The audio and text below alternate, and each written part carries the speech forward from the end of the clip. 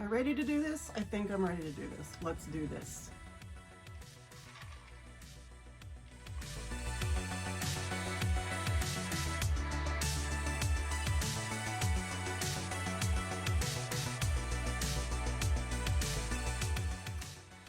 Hey guys, it's Lauren J. Welcome back, or welcome if you're new. I like to do get ready with me style videos using products that are new to me, or just need a little bit more love in my collection. Today I have done a look with one of the most recent palettes I bought. That is the Sigma Alice in Wonderland palette. And I just want to talk about why I'm not buying some palettes that I really want, but I've decided I don't need in my life. And it's kind of an overall trend in the beauty community right now, with people starting to go on low buys and just buying less, whether that's through, you know, economic issues that are going on, or just, in my case, just sort of makeup fatigue. I think you're seeing quite a bit of it, and I just wanted to talk a little bit about why I'm not buying things that would otherwise be appealing to me. And this is not to necessarily anti-haul things because I don't think they're good. I think it's just an anti-haul because I already have it in my life, and I'm just kind of a little overwhelmed with makeup releases and not feeling like they're very much fun at the moment, which is kind of sad because earlier this year I felt like makeup was really getting fun again, and I just don't feel that right now, except for, you know, a few things that I've been buying. And look, I've been buying, I think I said in a couple of videos ago that I've been really good about not buying palettes. That was a lie. I just forgot that I bought all those Viseart palettes. They're just not new. It's just, and I, you know, took them all apart. I depotted them all and put them in a giant thing. So it just didn't like ring in my mind that I had bought a bunch of palettes and a bunch of eyeshadow anyway. But I have bought quite a bit this year, so I'm certainly not on a low buy by any means, but I have been saying no to quite a few things, and maybe just want to talk a little bit about the reasons why I would say no to a specific palette. So if that's something that you want to see, keep watching. So I would say that one of the things that I did during quarantine, so 2020 into 2021, was I bought a ton of affordable palettes just because it was something to do in quarantine, I think. I have a row of Colourpop 9-pan palettes that I accumulated during 2020, and I do still play with them. I rearrange them, I you know, I'll go and swatch them and things like that, but I just have so many. And I did a sort of Colourpop recap, I think in December of last year or the year before. I can't remember, but I did like an hour-long recap of all the Colourpop releases, and it was a lot. And I feel like it's been less this year, but it's also been way less interesting than it has been this year. I don't know why. I just look at Colourpop right now and I'm like, meh, I got it. I have that. That's just something they've already released in a different, slightly different format. And to be honest, I mean, for Colourpop, that works. That works, and that's fine. I'm not anti-Colourpop. I do enjoy quite a few things. I have a Colourpop lip oil on right now that I bought last year, and I really love a lot of things from Colourpop, but I have not been tempted to buy anything this year, and that includes some Star Wars releases. And I feel like for me, Star Wars and makeup is just like an absolute yes. Like, I wouldn't even hesitate, but because of what they've released and because of what I already have, I just don't feel the need. So I would say the Colourpop Star Wars, I think it's a 15-pan palette, and the Colourpop Darth Vader palette, which is a 9-pan palette, which I love a 9-pan palette. It's, you know, my My Heart's Desire is a Star Wars 9-pan palette from Colourpop, but neither one of the color stories really is unique. The one has those beautiful blue colors in them, but I also have those blue colors in a lot of stuff. I love blue. I have a lot of blue eyeshadow palettes, so I don't need a 15-pan Colourpop palette with like one blue, one red, and a duochrome that I have 10 times over, and just, I mean, and I've heard great things about it. I see that you can do a lot of looks. The issue is I can do those looks already. So it's not that I'm not a fan, but it's not like the cover of the palette is really calling to me. It's like the old school Star Wars poster. Fine, you can slap that literally on any piece of merchandise. I think the Darth Vader one is a little bit more unique in that it's kind of like a cartoon drawing of him. It's a little bit more idiosyncratic, but also it's just not a color story that I really care about.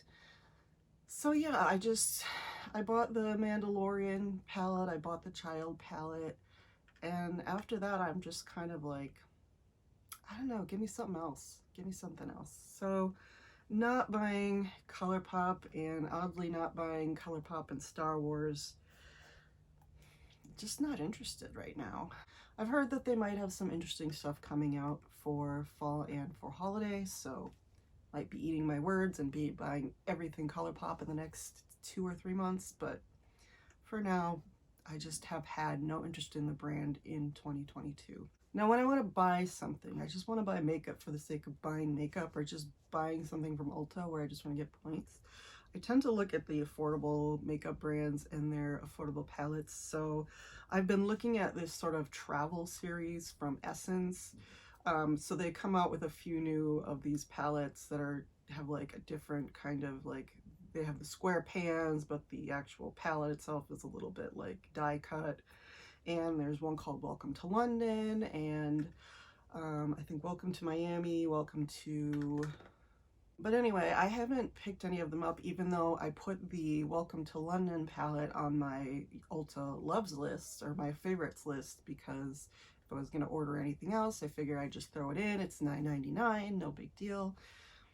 And then the idea of that appealed less and less to me, of just throwing it in because it's affordable, and I kept looking at it on my favorites list and going, there's a blue, there's a red, there's a bunch of grays, there's a bunch of beiges. I don't need this. I love the theme. The theme is cute. I love London. I want to go back there someday. I love travel palettes. I love like the Maybe Cosmetics and Nomad Cosmetics, all those places that base their palettes around travel. Like, I love that kind of thing. I love the BH travel series, and one of the things that I wish they would do is bring back their Love in London palette, whether it's Love in London or they bring it back as something else. But you know, I really would love them to bring that back, and I think because I want that palette, that's why I gravitated toward the Essence palette and their new series, and it's so affordable. But also, I have a blue Essence palette. I have this palette. I bought this, I think I bought this right at the beginning, right before the pandemic in March of 2020 when I went to Chicago. This is the Essence Water palette, one of their Element palettes. You can see the color story. I do have a swatch video on this. I never use this. It's not that the shadows are bad, I just don't use it. So I don't need an Essence palette with some grays, some beiges, maybe a taupe, one red, one blue. I would use it for a video, and then it would go in that pile of palettes over there, and I would never look at it again. But it has all the elements of everything I like. It's even got some little pan embossings. It's got a little teacup. I think it's got a little like phone booth and like all those things that just really appeal to me visually in a palette. But it's just, I'm saying no. I'm saying no because I don't need it in my life. And I'm surprised at how easy that is for me to just say no. I find that what I have to do is, when I'm looking forward to a palette, or I find a palette that I'm like, ooh, that really appeals to me, I put it in my cart and I wait a day. I just can't wait, if I just can't wait to go back and buy it. And I think about it a little more, and then I'll buy it if I really just can't live without it. But if I can wait a day, if I can wait another day, if I can wait a week, eventually you can wait a lot longer. And eventually those things just get taken off my loves list. My loves list. My loves list. Same deal with this new Flower Beauty palette. It just hit Ulta last week, and it's the E.T. palette. E.T. is one of my favorite movies from my childhood. I got a lot of history with that movie, and it's Drew Barrymore's brand. Obviously she was in it, and it's got blues in it, it's got duochromes in it, it's got just like this lovely little wheel of color in it that is just so pretty. I was waiting and waiting and waiting when I saw it on YouTube. Somebody announced it, and then I was waiting and waiting and waiting to see if it would come to Ulta, and finally it came to Ulta, and I threw it on my loves list. I threw it on my loves list, and I was like, and now I wait, and now I wait. And I waited a day, and I went back and I looked at it. Now that's still pretty, but I'm gonna wait another day. So I waited another day, and I've been waiting another day, and it's still on my list. It's been on my list for about a week, but I have not been itching to hit checkout on that purchase. I don't need the blues. I don't need the duochromes. I have the blues. I have the duochromes. I have them. I just want the packaging. And I don't need to bring it into my life to do a video on it and then have it sit over there in a stack full of palettes, gathering dust and giving me hives because I have too much stuff.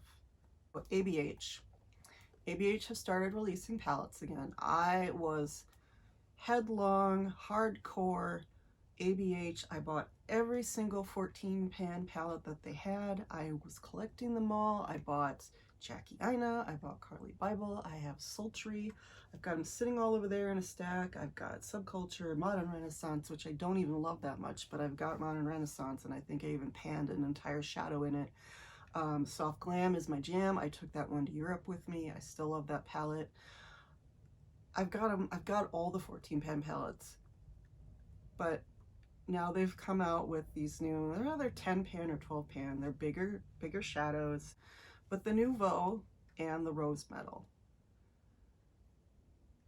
4 years ago, I would have been all over those palettes. I think especially the Rose Metal, because I do love those rosy, coppery tones, bronzy tones. I love them. I love those metallics. But now I just kind of look at them and I go, I have all those shades. I have Sultry.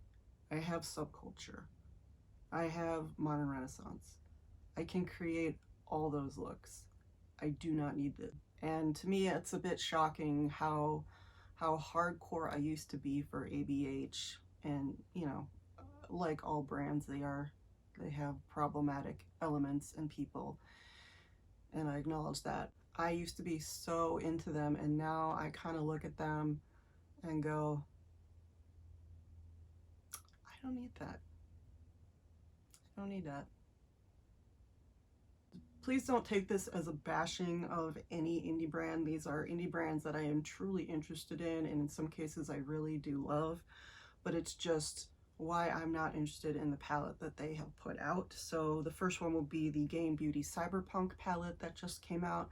I love the idea of Game Beauty. I love the look of their palettes. They're these fold out palettes with the mirror and like the square pans and the really interesting color stories. They have a lot of blues. The Cyberpunk has blues and purples and that yellow. And there's another one that has a bunch of blues in them. I think their early palettes had some pressed glitters, which kind of put me off a bit, but they've since stopped doing that. A lot of their palettes are really appealing to me. But I have just not been able to find one where it's special enough that I need to add it to my collection. Again, the theme is really cool. I've heard the formula is great. The colors look beautiful and pigmented. I just have not been able to convince myself that I need to put a game beauty palette on my shelf. So I love indie brands. I love supporting indie brands. I've had a little bit of indie brand fatigue just because, not that it's a bad thing, but there have been so many indie brands coming out, and that's great. I think people doing what they love and creating a thing that they love. I 100% support you in creating your brand and doing what you want to do and being your own boss and whatever. I just see so many releases every day on Instagram that they all kind of bleed into each other. And not only that, a lot of the YouTubers that I watch, they tend to keep promoting the same indie brands again and again and again. There's just something about all the brands, all the palettes, all the color stories that just gets so overwhelming sometimes that it is so hard to think of anything as special at this point. And I think that's kind of why I've turned to sort of creating my own palettes. They're not my palettes. I didn't press the shadows or anything, but like using Viseart, using singles, creating my own color stories and playing with what I have, but in like a more fun and dynamic way. Rather than just going, oh, hey, that's a cool color story, let me buy that. And then, you know, buying it, paying for shipping, waiting 2 weeks, and then getting it, and then opening it up and going, it's pretty. Now it's going on a shelf. Same with and this hurts my heart, but Nomad Cosmetics recently put out a fall themed palette for the Hudson Valley. And, you know, I love fall, I love Sleepy Hollow, I love that whole like New England leaf peeping, that's what I think that's what they call it. Anyway, fall leaf tours kind of like that's so appealing to me. And it's it's like a 15-pound palette with I think 12 mattes and 3 shimmers, and it's beautiful and it looks fun, and I don't need it because it's another 15-pound palette. I have been a big fan of Nomad ever since they put out the Antilles palette way back when. This is far and away my favorite palette from them. I do also have the Iceland palette, which is a close second. It's like a cooler tone sister to this one. But this shade right here called the Baz is like my favorite powder blue shade ever. And I love this palette. It was one of my very first indie brand. Well, I didn't purchase it, I got it as a gift, but one of my first forays into indie brands. I had bought almost all of their palettes until I think until 2020. They had some controversy with one of their palettes. I did not buy that palette. They have put out a lot of 15-pan palettes, and they have started putting out a lot of 18-pan palette. What I liked was what they did with their Italian release, where they put out 2 9-pan palettes. One was warmer toned, one was cooler toned with blue. And now it seems like they're kind of just taking 2 9-pan palettes and putting them together. I mean, that's not necessarily true for all their 18-pan palettes, but sometimes that's just kind of what it feels like. It kind of felt that way with the Haunted Europe palette, which that was an awesome release. I just don't need 18 shades. Like, I still haven't hit pan on this, and it's my favorite. So I think when they were doing smaller releases, they were doing quads, they were doing 9-pans, they were doing highlighters. I was hoping that they would move towards maybe blushes or maybe a different kind of less sparkly highlighter or something like that. This year they kind of moved into some lip products.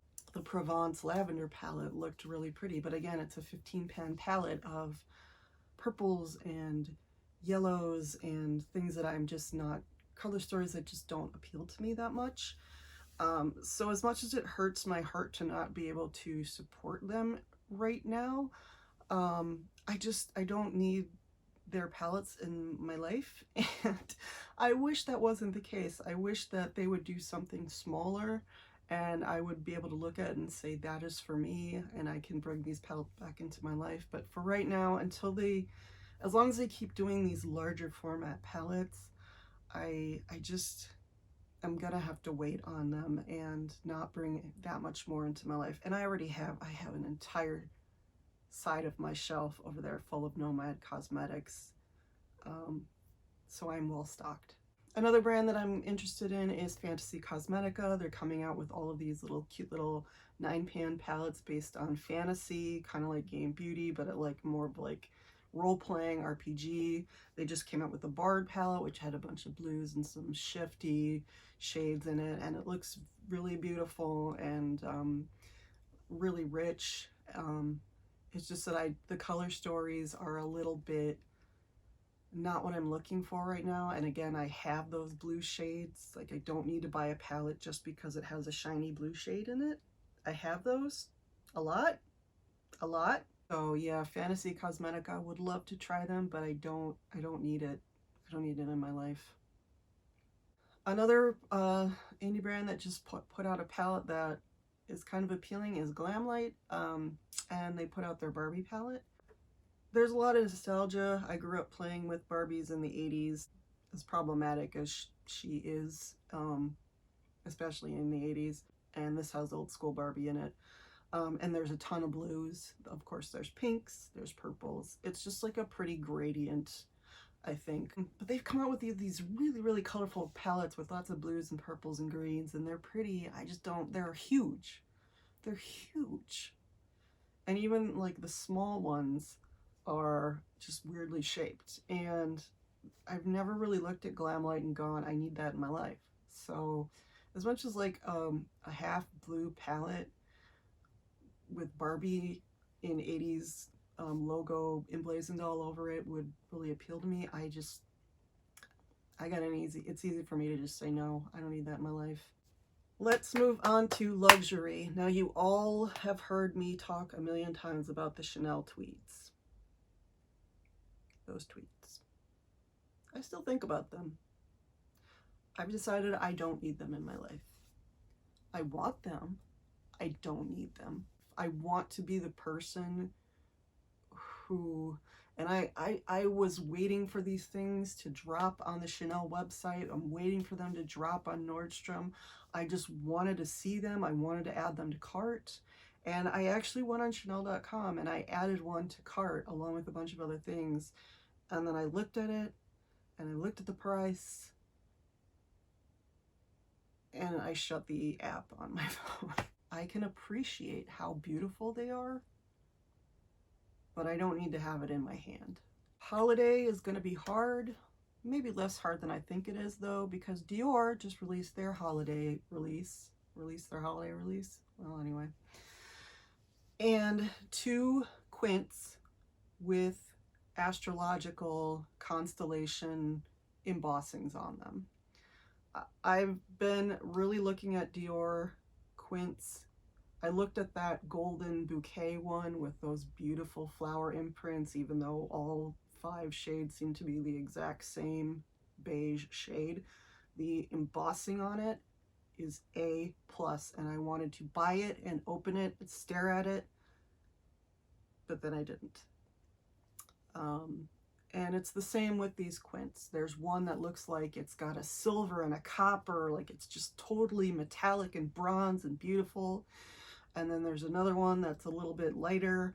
They both look so beautiful. Like, constellations and astrology seem to be a thing again for holiday. And I kept looking at them and thinking about how beautiful they'd be on the eyes. And then I really realized I have all of those shades in my Viseart palettes. I have bronze, I have copper, I have silver, I have gold. I've got every iteration. Every iteration. I don't need these in my life. And I don't need them just to sit on my vanity and me open them once in a while and go, yep, that's beautiful embossing, and then close it and put it away and let it gather dust. Same with Clé de Peau.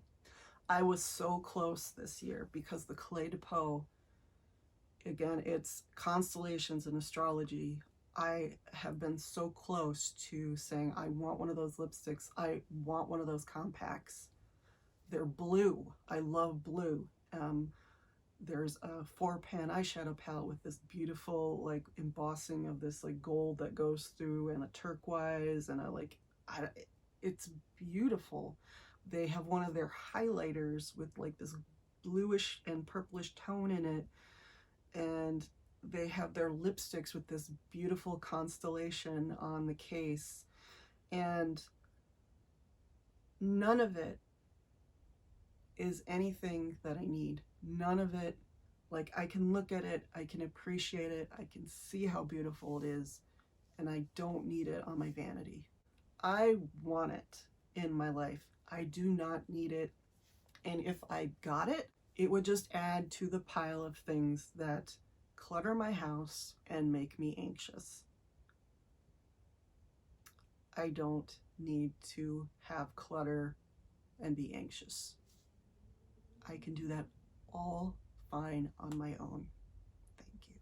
So these are all my reasons for not buying things that I really want, but I can just appreciate. Now, mind you, I just bought this. I was talking about the Nomad palette, that fall Hudson Valley palette. I mean, that's basically what I see when I look at this side of the palette. And this is what I have on today. And this was not a cheap palette. This is a 14-pan palette for $60. Why? Because Disney. And because I'm a weird collector, because I have the Cinderella one, because it's got a blue in it, because packaging, like, this one got me. This one got me. I mean, I have a whole bunch of these that I bought because they repackaged them and because they had been out of stock for so long, and I needed them in my life. I needed to collect them. I had to have them. So I'm not saying that I am virtuous because I'm not going to buy these things. I'm not saying I'm never ever gonna buy anything ever again. I'm just letting you know that there are reasons why I can look at something and appreciate it.